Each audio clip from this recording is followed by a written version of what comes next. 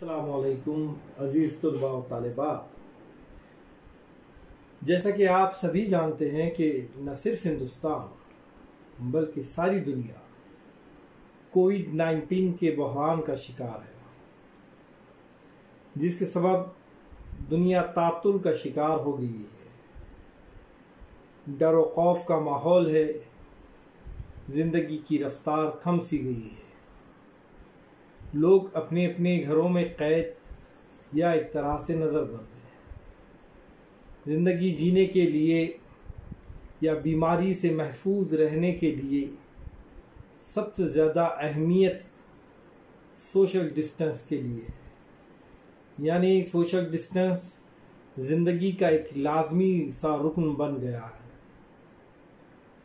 जब हर शोबे में सोशल डिस्टेंस अहमियत रखता है और ज़िंदगी ख़तरे में हो, तो ऐसे हालात में रेगुलर क्लासेस का इनेकाद नामुमकिन सा फेल है। लिहाजा तुलबा व तालिबात के तालीमी नुकसान के मद्देनज़र हुकूमत हिंद व महाराष्ट्र यूजीसी व यूनिवर्सिटी के गाइडलाइन के मुताबिक ऑनलाइन क्लासेस का इनेकाद करना लाजमी करार दिया गया है। लिहाजा संजीवनी महाविद्यालय चापोली की जानिब से यूजीसी और यूनिवर्सिटी के गाइडलाइन के मुताबिक ऑनलाइन क्लासेस का इनेकाद अमल में लाया जा रहा है, जिसमें मैं सबसे पहले बीए फर्स्ट ईयर के सभी तुलबा व तालिबात का न सिर्फ कॉलेज में बल्कि इस ऑनलाइन क्लासेस में भी इस्तकबाल करता हूँ और उन्हें मुबारकबाद देता हूँ कि वो 12वीं के इम्तिहानात में कामयाबी हासिल करने के बाद हायर एजुकेशन में उनका पहला कदम है।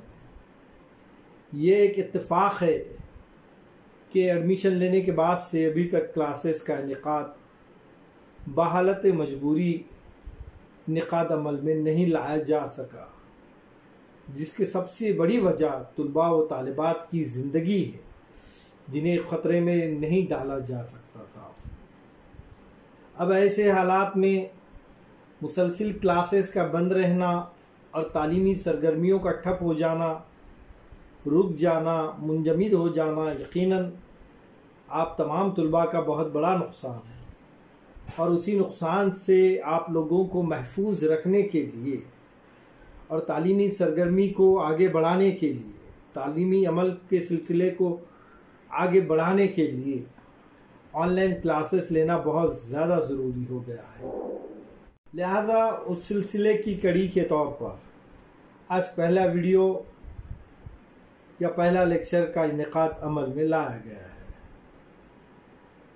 हमारे लिए लाजमी है कि हम सबसे पहले अपने सिलेबस से, अपने निसाब से वाक़फियत हासिल करें। जैसे कि आप बीए फर्स्ट ईयर के तालिब इल्म हैं और आपका और एक ऑप्शनल पेपर उर्दू है।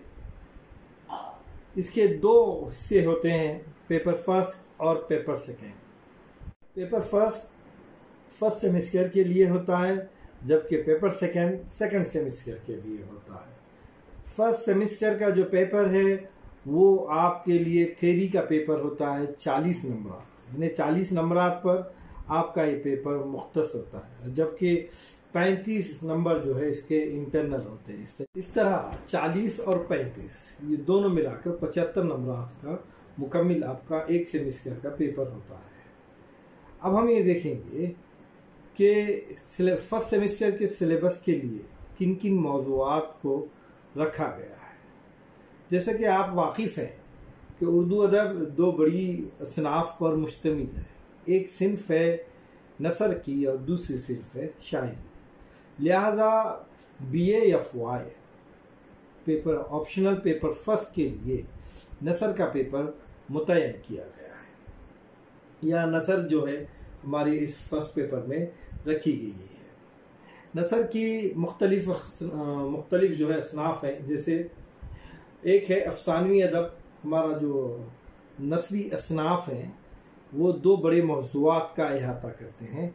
एक है अफ़सानवी अदब का अहाता करती हैं और दूसरा है गैर अफ़सानवी अदब का। अफ़सानवी अदब से मुराद ऐसा अदब जिसमें अफ़साना हो, फसाना हो, कहानी हो, उसको अफ़सानवी अदब कहते हैं। जैसे आप वाकिफ़ हैं कि अदब का मकसद ही होता है कि इंसान को मसरत पहुंचाना। और ये जो असनाफ हैं, दास्तान, नावेल, अफसाना, ड्रामे, इसको लिखने का भी एक सबसे बड़ा मकसद यही होता है कि क़ाराइन जो होते हैं, जो तुलबा व तालिबात होते हैं, जब वो इन्हें पढ़े तो न सिर्फ इससे कोई सबक या दर्स हासिल करे बल्कि उसके साथ साथ वो खुशी और मसरत को भी महसूस करे। बहरकैफ अफ़सानवी अदब की सबसे कदीम तरीन सिन्फ का नाम है दास्तान। दास्तान यकीनन ये भी तो कहानी ही है, बल्कि कहानी की सबसे कदीम शक्ल है।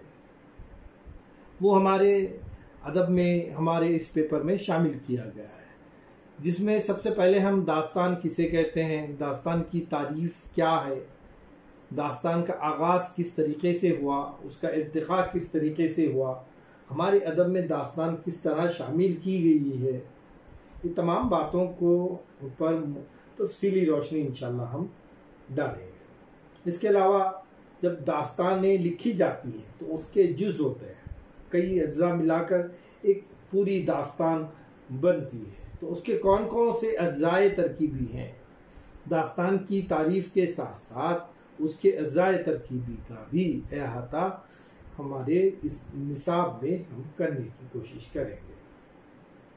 उर्दू के मुख्तलिफ दास्तानें हैं, बाग़ बहार है, सबरस है, फसाने अजायब है, बड़ी मुख्तलिफ बहुत बड़ी बड़ी दास्तानें हैं।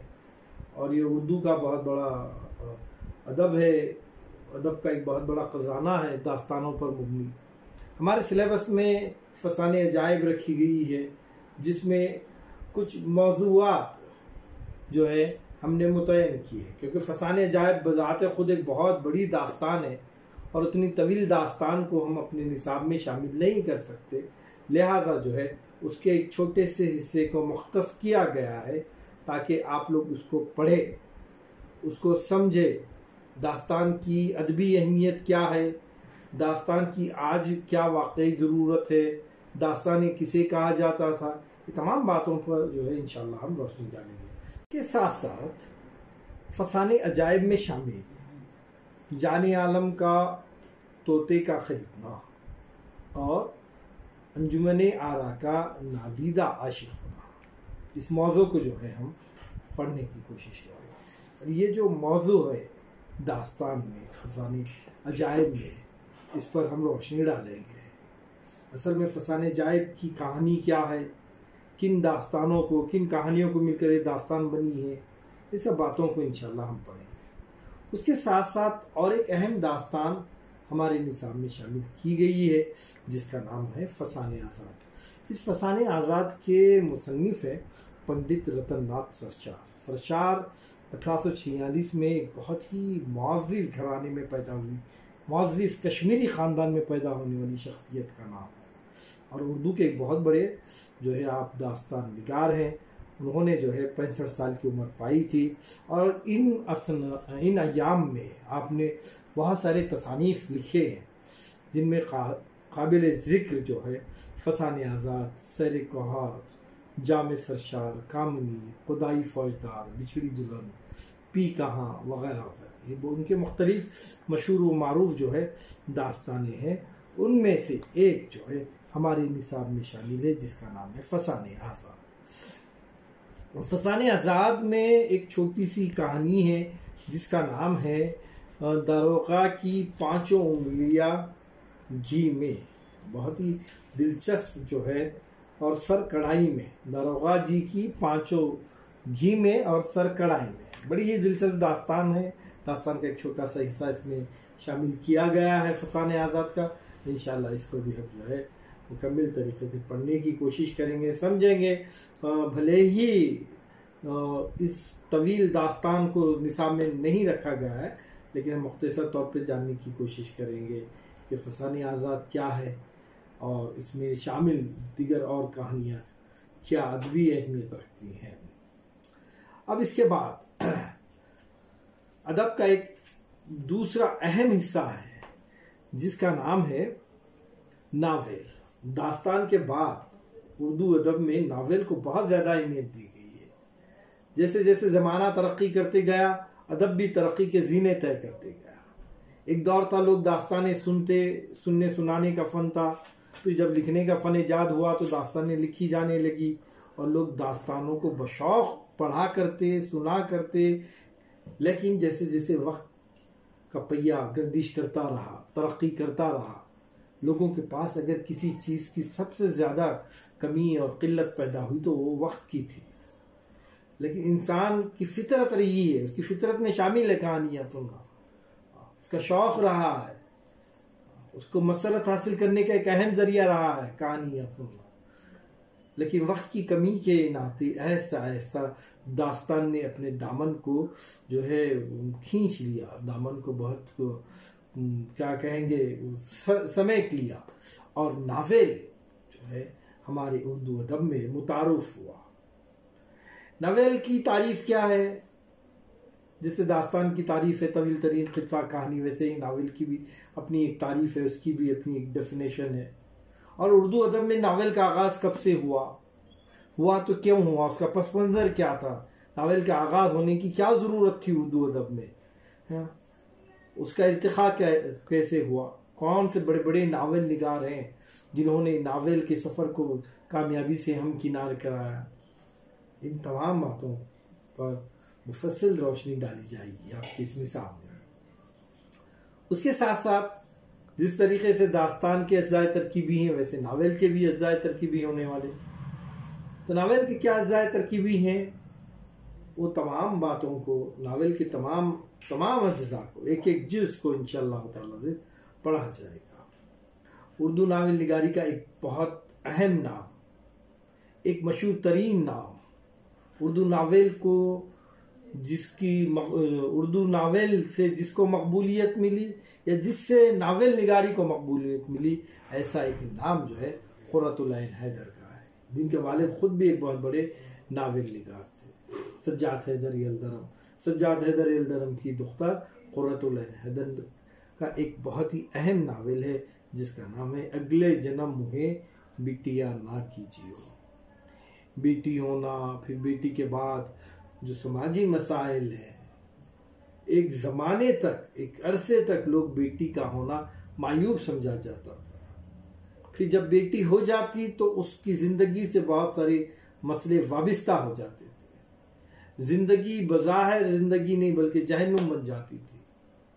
बाप के माथे पे शिकन, वो किसी का दामाद होना पसंद नहीं करता था। ऐसे बहुत सारे मसाइल रहे हैं औरत की ज़ात से मुंसलिक। औरत की ज़ात के मसाइल को अपने कलम के अहाते में लाने वाली शख्सियत का नाम क़ुर्रतुल ऐन हैदर है। वो बहुत बड़ी नावल निगार है। इनके वालिद खुद भी जो है, वालिद मोहतरम भी बहुत बड़े नावल निगार थे। उनका यानी क़ुर्रतुल ऐन हैदर का लिखा हुआ एक बहुत ही खूबसूरत नावल अगले जन्म मुहे बिटिया ना कीजियो हमारे सिलेबस में शामिल है। इंशाअल्लाह हम उसको भी पढ़ेंगे। तो इस तरीके से BAFY ऑप्शनल पेपर फर्स्ट में दास्तान और नावल पर मुबनी सिलेबस तय किया गया है, सिलेबस बनाया गया है जो आप लोगों के निसाब में शामिल है। वो दास्तान की तारीफ, उसका आगाज़, उसका इर्तिक़ा और दो अहम दास्तानें हैं। एक है फसाने अजायब और दूसरा है फसाने आज़ाद। फसाने अजायब में जाने आलम का तोते का ख़रीदना और फसाने आज़ाद में दारोगा की 5 उंगलियां घी में और सर कढ़ाई में, ये शामिल है। उसके बाद जो अहम मौजू है दूसरा, वो है नावल। तो उसमें भी हम उसकी तारीफ़, आगाज़, इर्तिक़ा और उसके अज़्ज़ाए तरकीबी के साथ साथ सबसे पहले क़ुर्रतुल ऐन हैदर का तारुफ़ पढ़ेंगे। कौन थे, कहाँ थे, क्या खूबियाँ थी, क्या सलाहियतें थी, और उनके लिखे हुए इस नावल को भी पढ़ेंगे। अगले जन्म मुहे बिटिया ना कीजियो, इसका हम अदबी नुक्ते नज़र से जायज़ा लेने की कोशिश करेंगे। ये था हमारा सिलेबस। इंशाअल्लाह ताला अज़ीज़ पूरे एक सेमेस्टर में हम उसको मुकर्ररा वक्त पर पढ़ते रहेंगे। अगर कोई मुश्किल हो तो आप हमसे रब्ता कायम कर सकते हैं। आज के लिए इतना काफ़ी है। बहुत बहुत शुक्रिया।